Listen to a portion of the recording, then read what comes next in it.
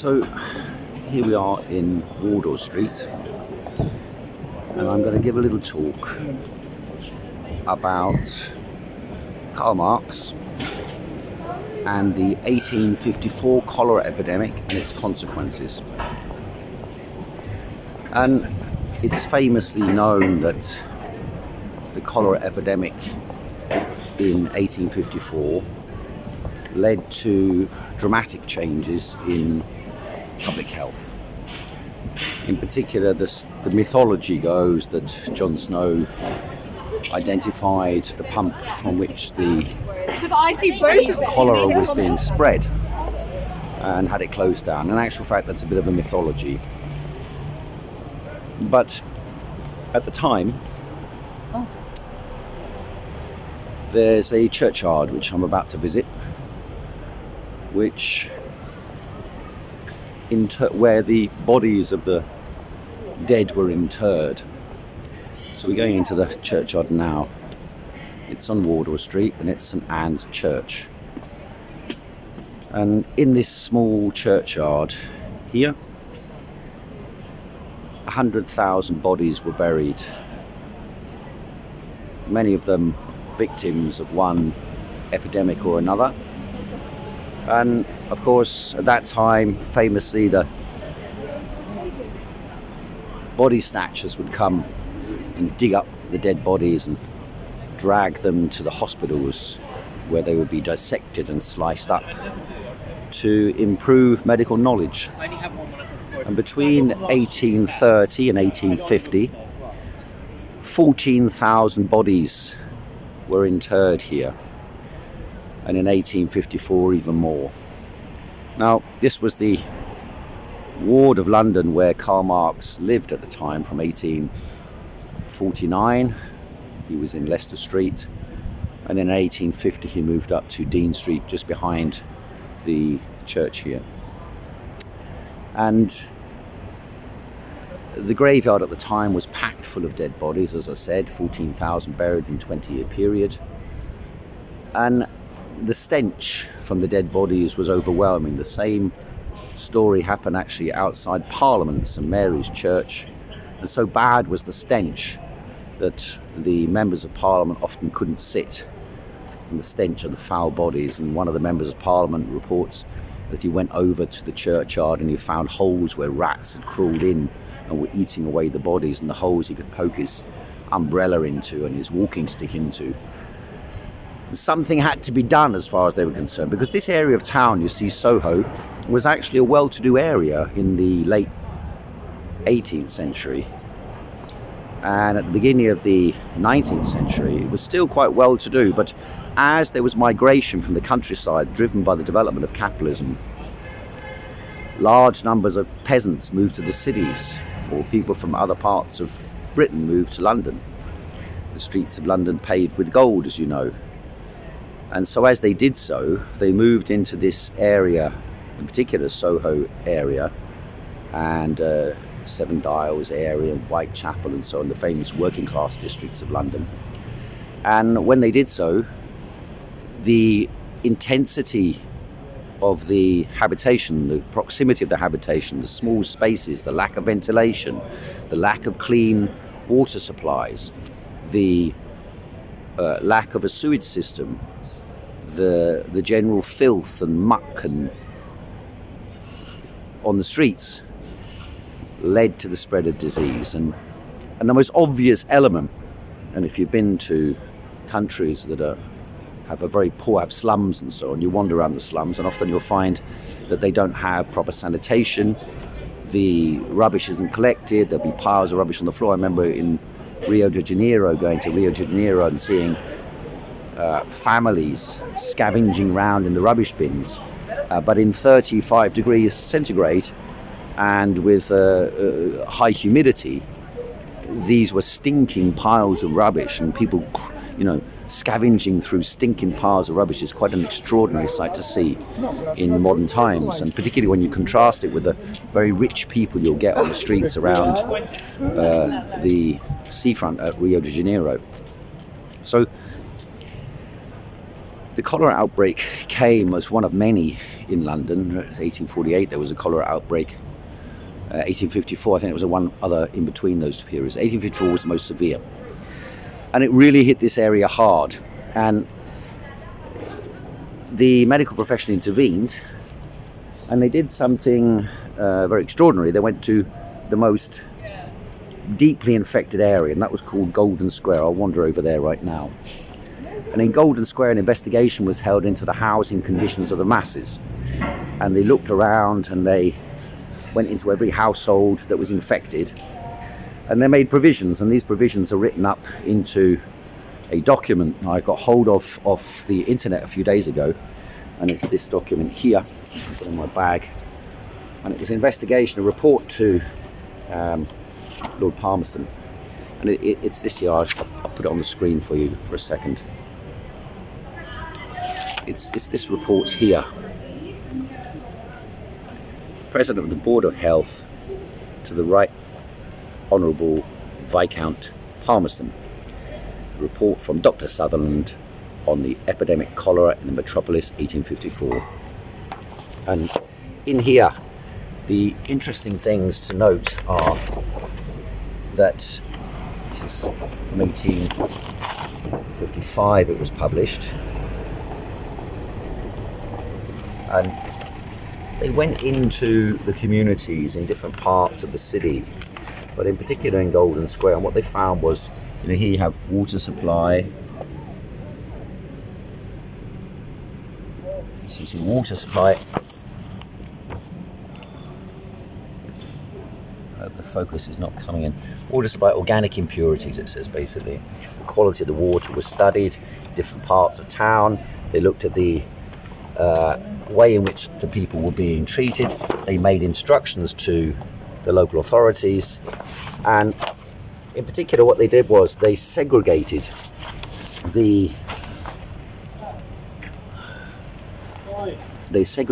those people who were ill from those who were healthy. So what they did was they moved the healthy people out of the habitations where people were who had cholera. And then they gave instructions to the employers in the local area that every morning the workers who came in would have to report whether they had diarrhea, because it was found out relatively quickly that you could treat people. Most people could be cured of cholera as long as it was caught early. In particular, as you know from if you have diarrhea, that if you take salts alongside water, you can replace the fluids coming out of your body, and therefore you're less likely to die of dehydration and other consequences.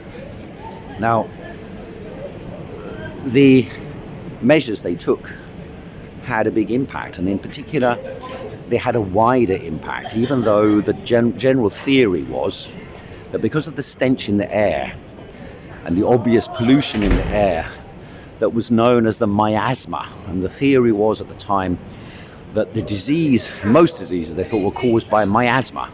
And of course that reflected the sort of prejudices of the upper middle class, who themselves had been, if you like, driven out of Soho and the West End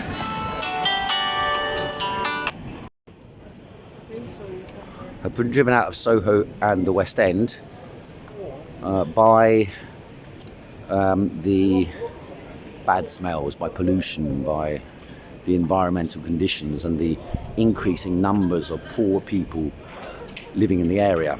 And so as their individual houses were transformed into tenement blocks or blocks where each room would have a family or two families in them, the middle class and upper class moved out. They moved to areas that were considered to be wealthy areas, or better, safer areas to live in. And they were areas like Peckham, Brixton, Camberwell, and as far out as Crystal Palace. And these were the sort of places where the wealthy people moved. Note, if you check on property discussions about the property market at the moment, the middle and upper classes are moving out of the chic city life, and they're moving to Chessington and Leatherhead and places on the outskirts of London, and even to places an hour and a half from London. Stroud, for example, was in the Financial Times yesterday as the des-res place to live if you want to move out of the pestilence-infested city. And so here we are in Great Windmill Street. Great Windmill Street, of course, is where Marx was commissioned to write the Communist Manifesto at the pub on the corner over there. It's known as the be at one bar now, but it was called the Red Lion Inn at the time. And the German revolutionaries also met down here in what's now Lexington Street. At that time it was known as Little Windmill Street. So we go now towards Golden Square, and in Golden Square what the experts did, there was a Dr. Sutherland, there was also Ray Lancaster. Ray Lancaster was a good friend and companion, co-thinker with Charles Darwin, and his son, also Ray Lancaster, was a friend of Karl Marx. He was actually Marx's medical advisor in his last couple of years of his life, and he later Ray Lancaster became the director of the Natural History Museum after Marx was dead, 1883. Now we're going to go down Birdle Lane here. This is Brewer Street here. We'll go down Birdle Lane. And oh no, not this road, the next road, sorry. So what happened was, at the time of the epidemic, Ray Lancaster, Sutherland and others were sent into this community, which was the worst affected, around Golden Square, and they visited some 800 houses and looked at all the houses and conditions in these houses and investigated the air supply. Was the air in motion? Was there sufficient oxygen? Issues all of which have been taken up by Frederick Engels back in 1845 when he published his book called The Condition of the Working Class in England, which really studied the environmental conditions that led to early death amongst the workers, which the workers didn't blame on this or that disease. They blamed on what they called social murder. They used the phrase as a widespread subterranean phrase, if you like, amongst the masses, social murder. And if you look at any of the epidemics from 1820 or 30 onwards, where the urban masses had congregated together in major cities because of the development of capitalism, the drive of people off the countryside, whenever there were epidemics, it was common for these epidemics to lead to rebellions, to uprisings, to revolts, in which often the doctors were blamed and the authorities were blamed for killing people deliberately, for culling the working classes, for wanting to take the dead bodies of the workers, and so on. So all sorts of, in inverted commas, conspiracy theories flourished amongst the working class and led them to rebel in one city after another across Europe, particularly in Russia, but also in Germany, believing that the ruling classes were to blame, which of course they were to blame. They were to blame in the sense that the living conditions of the masses were so disgusting, even in comparison with the countryside, because the countryside, you see, the peasants had a little hut or a house, and they were in the fresh air, and you know they could work according to the needs if they had their own plot of land, and if they didn't have their own plot of land, well, you know, they were in the countryside at least, and so the environmental disease was less. But it was the packing of people in by landlords, by the capitalist needs, by the workhouses and so on, that led to the spread of disease, not only communicable diseases between people, but also diseases which spread in, you know, from water supply, from sewage, from bad food and so on. And cholera was a disease which spread through the water supply and through contaminated food. But you could also catch it from the fluids of somebody who had got the disease. So we're now in Golden Square, and it doesn't look like it did in the day, but Golden Square was the centre of the cholera epidemic investigation, and also the cholera epidemic itself, in 1854. You probably know Golden Square because of, I think it's this house here, is the place where the famous prostitutes were, prostitute house that's in this TV show called Harlots at the moment on television in Britain. But in any case, so they went into the houses of the poor around this area here, investigated the conditions, and after detailed analysis, they concluded that there had to be dramatic reform of the housing and the environmental circumstances of the masses.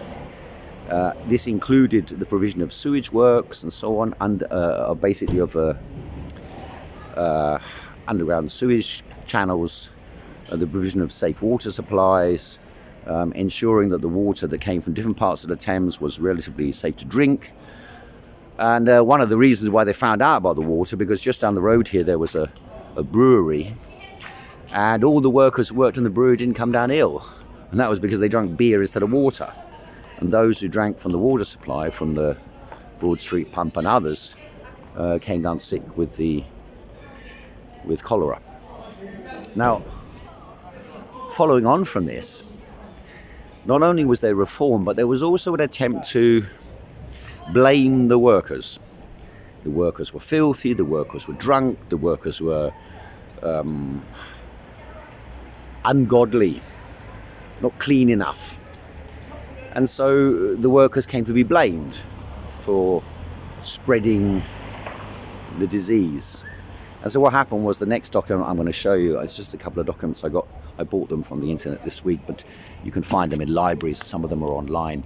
And what happened was that the sort of pious upper classes decided the best way to deal with the problem is to not to blame the housing conditions in and of themselves, although obviously the medical profession concluded this was partly responsible for the spread of disease, but also to change the law on alcohol, on drinking. And so there was, I'll just turn this around quickly. This was the first report of the Select Committee on the Sale of Beer. And what was decided was, this was actually slightly after this, and here you have it sideways. And it was a collection of evidence, and the evidence was all about what to do about the drunken masses, what to do with the drunken sailor, as they say in the song. And the government concluded, initially at least, they concluded that the way to deal with the filthy habits of the masses was to make them behave better, and the way to make them behave better was to stop them drinking alcohol. And so what they did was they passed a law, Sunday Trading Bill and the Beer Bill. And these two laws had the effect because the workers were paid on Saturday night, and they basically, the only leisure money they had, they would spend on the Sunday. And most people had, let's say, their landlord, or next door the landlord had someone in the building who perhaps had a little shop, and they would sell beer and they would sell provisions. And of course what happened was that with the Sunday Trading Bill and with the Beer Bill, the workers were no longer able to buy beer or to go shopping on Sunday. And this mixture of the interests of the pious religious temperance movement, so anti-alcohol movement, and the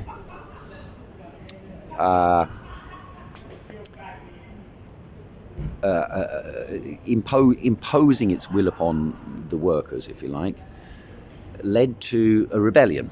And that rebellion took place in Hyde Park in 1855. When they attempted to introduce this law, the Chartists put out posters all around London saying, come to Hyde Park on Sunday to observe how your betters respect the Sabbath. And it was the religious groups and the beer magnates, so the big beer companies, the big alcohol providers, they did fine out of it. So, the Weatherspoons of the day, the big brewers, they did fine out of the Beer Act because they had large-scale entities that could wipe out the others. And the small brewers and the small providers of alcohol, they were then bound to be smashed by this law.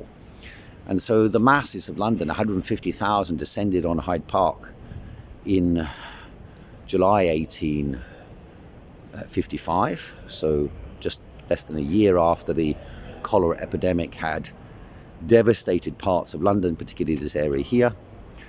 And they protested against the wealthy. And in that revolt, they mingled with all sorts of different layers of the population who wandered through Hyde Park on a Sunday afternoon.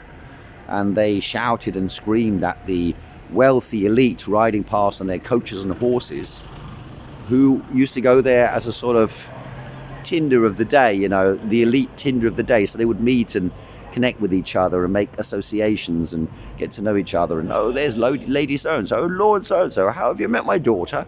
This sort of thing. And so the Chartists put up posters saying, let's go to Hyde Park and see how the aristocracy respects the Sabbath. And so when they did so, they shouted and screamed at them by the Serpentine. The police waded in to try and stop this rabble, the dirty masses, from expressing themselves against such high quality people. And a rebellion broke out, and the police attacked the protesters. They randomly attacked them, and many people who were just passers-by, barristers and engineers and doctors and other people, were caught up in the melee. And an inquiry was held. It's published on, if you look on speakerscorner.net, disturbances. We're also going to be publishing a website called hydeparkprotest.com, and on there you'll see what happened. We are uploading the entire inquiry, because it was a 600-page plus parliamentary inquiry into the disturbances in Hyde Park, what their cause was and how to avoid them in future. Take note, police officers, today you've done exactly the same thing, and we intend to come after you as well. And we've got records, we've got video record of it now. They didn't have that in 1855. We've got the records of what you were up to in Hyde Park, and we intend to hold you to account, and hold you to the account of not only of public opinion, but also of the legal profession, provided the legal profession is prepared to actually act as a legal profession and defend our rights. Now, in 1855, this rebellion was observed by Karl Marx, and he wrote an article for an Austrian newspaper called Die Presse, in which he said, I can tell you today without doubt, the English Revolution has begun in Hyde Park. I was there from the beginning. I observed the whole proceedings. And I think I wanted to talk about this a couple of weeks ago, but the video didn't record properly, so I thought I'd do it today, just before I go to Speaker's Corner myself, just to provide a little bit of historical context. History, as they say, repeats itself, Marx said. History repeats itself first as a tragedy and then as a farce. And there are a lot of similarities between what happened in 1854 and 1855 and what is happening now. And it is my hope that out of the experiences of the masses, and let's be quite clear about this, Richard Horton published a very good article in the Lancet magazine. He was the author of, he's the editor of the Lancet, which he titled, COVID-19 is not a pandemic. He said it's a syndemic. It's a combination of a communicable disease with non-communicable diseases, which can be treated if the resources are put into it. And they're actually low-cost resources to scan for cancer, to treat lung disease, to encourage people not to smoke, and so on and so forth.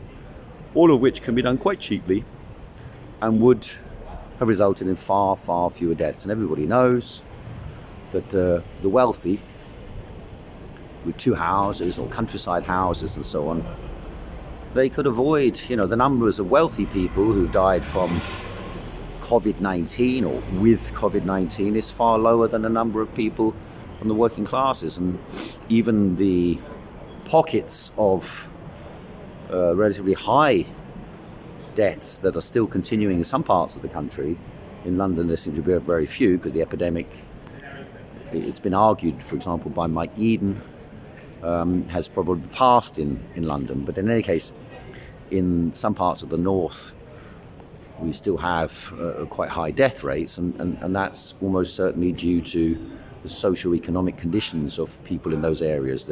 There were outbreaks, for example, in a number of factories and so on, where workers were packed together inside small locations where the air wasn't moving. And it's been known since March, actually, that aeration is a major factor in what they call super spreader events, where large numbers of people are in a small space, and where people, for example, with machines banging away in the distance, have to speak more loudly, and when they speak more loudly, it creates aerosol, and aerosol spreads around the room. And some people, if they're susceptible, if they've already got weaknesses in their constitution, their lungs, their heart, or whatever, they've got comorbidities, 1, 2, or 3, then the chance of them dying are quite high. So here we are in my old haunt, Hopkins Street in Gloucester Court. And, history, as they say, is not just a series of events. It's something we can learn from. It's about our lives. It's about our experience. It's about how we live. I used to live in this building here before I was eventually evicted. And I can tell you for a fact that when I was living here, there were large numbers of people living on the streets around the area here who were addicted generally to crystal meth and so on. Here we have a witness. Gary, how you doing, man? All right? I'm just doing a video on the cholera epidemic of 1854. Oh, right. Yeah. How's life, all right? Oh, could be. You're getting by? A lot better. Is it? Just freezing though. I just didn't realise how cold it is. Hands have gone blue. Yeah, it's gone very cold today, yeah. See you later, yeah? See you later, mate. So there used to be a lot of crystal meth addicts around here who were degenerating, their faces effectively turning into ghosts of themselves. So not so much changes as you might imagine, and history does have repetitious characteristics unless we change it.